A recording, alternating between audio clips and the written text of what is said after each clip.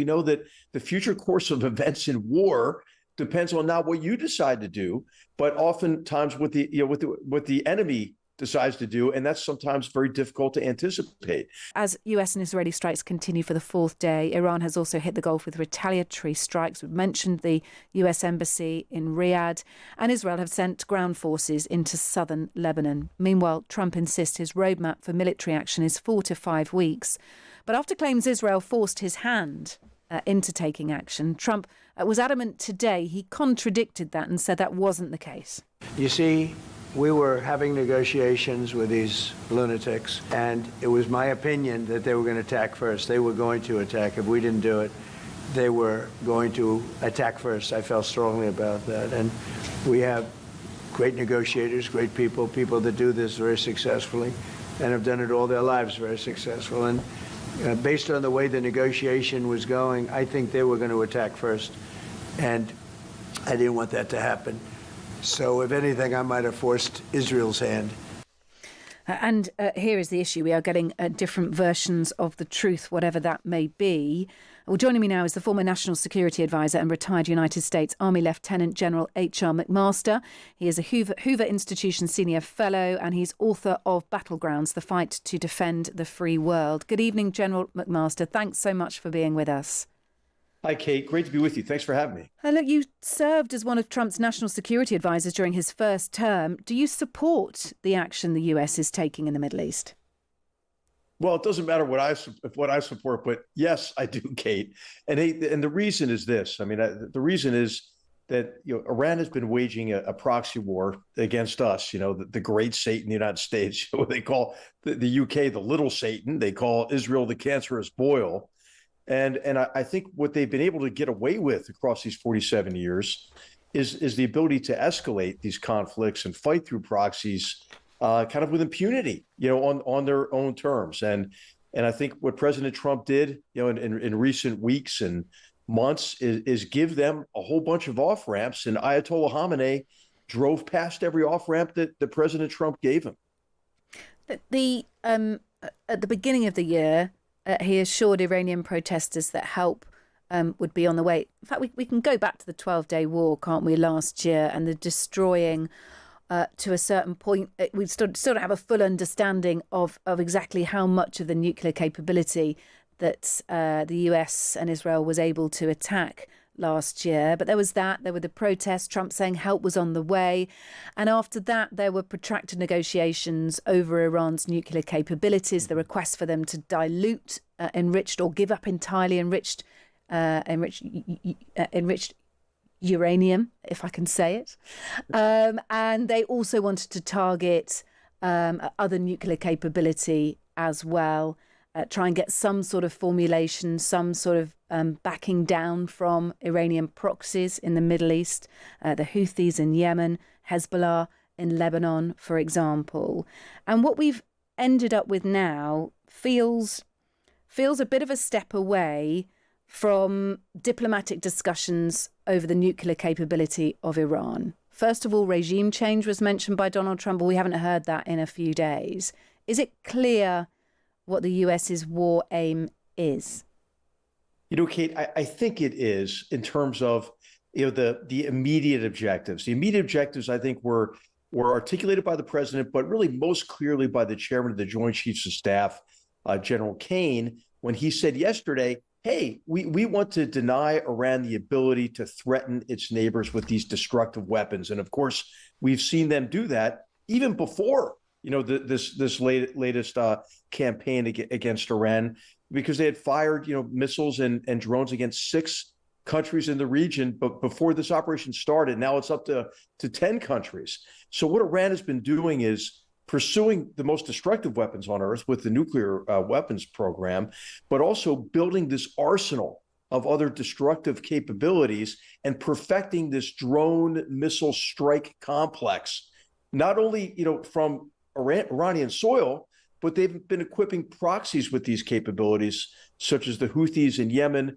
certainly Hezbollah in Lebanon, and then providing all sorts of rockets and other capabilities to we saw with Hamas and so forth. So hey, I think that's the immediate objective. But I think what kind of everybody is coming to the realization of is that there can't be peace, in the region, or there can't be security for the Iranian people unless there's a fundamental change in the nature of the government in Iran, a government that doesn't adhere to this extremist ideology and doesn't sign up for permanent hostility to the United States, their Arab neighbors, the West, and their own people. I mean, Kate, they just murdered 30,000, at least, we think, of their own people in the last 30 to 40 days. And so there's a lot that's kind of changed that I think is moving, everyone toward this realization that what you really need is a change in the fundamental nature of that government.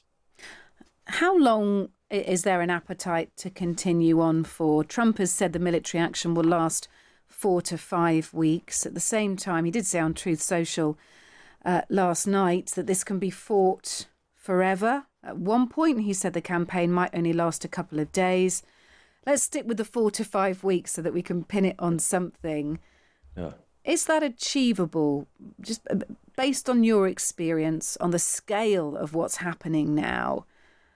Well, does Kate, Trump again, make this last yeah. does he go in and do what he can in 4 to 5 weeks, accepting that may not be the whole job, but perhaps enough, or does he carry on until the job is done?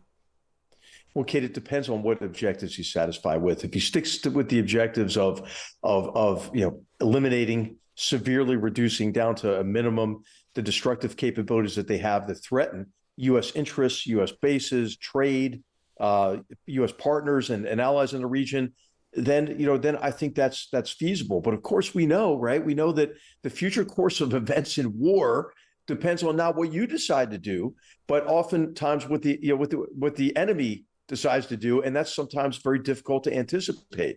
And so I think what you're going to see is this continuous interaction with a regime that I think it has already been fundamentally changed in terms of the change in leadership. And then I think what's really critical here, Kate, is this next phase of the campaign. The Iranians have no control over their airspace. So now you have, fourth generation fighters, F-18s, F-16s, F-15s that are flying with impunity over the country. And so this is going to drive this government, underground. And also, I think, this targeting of the repressive arms of the regime, those who committed this mass atrocity in the last 40 days are also being struck now. And like the big question, and we don't know, I mean, I don't think anybody knows the answer to this, is will the regime be sufficiently weakened such that the Iranian people can force a change in the nature of the government? And I think that's what, frankly, everybody's hoping for. Everybody that I know, and I think that's what we should be hoping for the Iranian people, as well as the people in the region and for our interests in the region.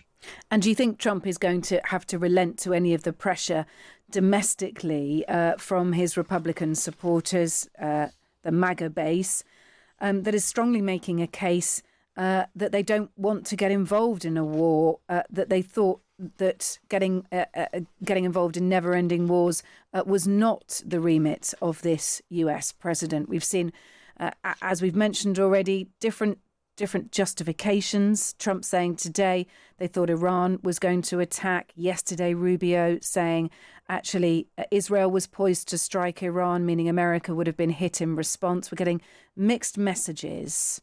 Yeah. I wonder whether that is to appease the base. Yeah, I wish they would be a little bit clearer on these things. But here's what I think really. I wonder if they even know if that's why it's so muddled. Why isn't there a coherent strategy? Well, I think it's clear to a certain extent. It's clear that Iran is a severe threat to the region. We're seeing that. We're seeing the evidence of that today, right? And Iran, has been fighting this proxy war, against the great Satan, the cancerous boil, what they call Israel, their Arab neighbors, for 47 years. So the way I understand this, I see it as an attempt to end a forever war waged by the Islamic Republic of Iran, and a theocratic dictatorship that made some huge errors in recent years. I think what Iran, along with kind of their sponsors, Russia and China, their supporters, Russia and China, what they concluded in 2023 was, hey, the West is over. UK, US, Western world, you're finished. Remember in April of 23, this was, I think, a revealing moment when Vladimir Putin was meeting Xi Jinping. And Xi Jinping said, Vladimir, we're seeing changes like we haven't seen in 100 years. And you and I are driving those changes. And Putin says, oh, you're right about that. And I think Iran bought into that narrative of Western weakness. And that's what led them to light the ring of fire around Israel in October of 23. And in doing so, they sowed the wind. They're reaping the whirlwind now with that. The direct attacks against Israel in April and October, turns out to be a bad idea. But what was the U.S. counseling all this time? De-escalate, escalation management. Remember, take the win after they shot down the missiles in April. But you know what? Again, this de-escalation, essentially, it gives Iran a license to escalate on their own terms with impunity. And so I see this as a way to end a war, rather than the beginning of an endless war. Look, and it's safe to say that you haven't always been a fan of Donald Trump's actions. And for this, we appreciate your honesty on the importance of this mission, taking a step back from that.